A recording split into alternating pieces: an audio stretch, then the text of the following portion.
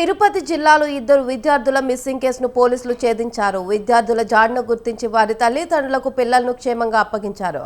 సకాలంలో స్పందించిన గూడూరు పిఎస్ సిబ్బందిని డీఎస్పీ గీతా కుమారి అభినందించారు. నిన్న మధ్యాహ్నం గూడూరులోని గురుకుల పాఠశాల నుంచి ఇద్దరు విద్యార్థులను అదృశ్యమయ్యారు.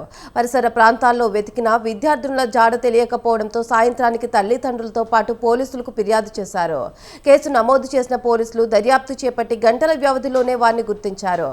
పరీక్షలో ఫెయిల్ అయితే తల్లిదండ్రులు మందలిస్తారనే భయంతో స్కూల్ నుంచి విద్యార్థులను పారిపోయినట్లు పోలీసులు నిర్ధారించారు.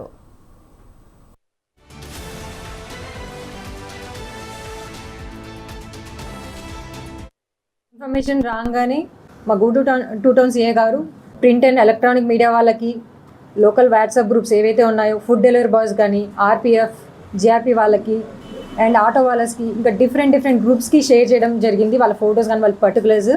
అండ్ వెంటనే వాళ్ళ పేరెంట్స్ కూడా కమ్యూనికేట్ చేశారు. తర్వాత వాళ్ళ పేరెంట్స్ వచ్చాక ఈ చుట్టుపక్కల ఏమన్నా వాళ్ళ రిలేటివ్స్ ఏమైనా ఉన్నారని ఎంక్వైరీ చేస్తే బిట్వీన్ 11:30-12 మధ్యలో దక్కిలి మండలంలోని శ్రీపురం విలేజ్ దగ్గర గిరిజనవాడ ఉంది. అక్కడ ఒక అమ్మాయి, ఈ ఇద్దరు బాలికలోని ఒక బాలిక ఒక బంధువులు వాళ్ళు అక్కడ ఉన్నారని తెలిసింది. సో వెంటనే మా సిఏ గారు అండ్ ఎస్ఏ గారు అండ్ వాళ్ళ స్టాఫ్ని కూడా తీసుకొని వెళ్ళి సురక్షితంగా తీసుకొని వచ్చారు గూడూరు మండలానికి.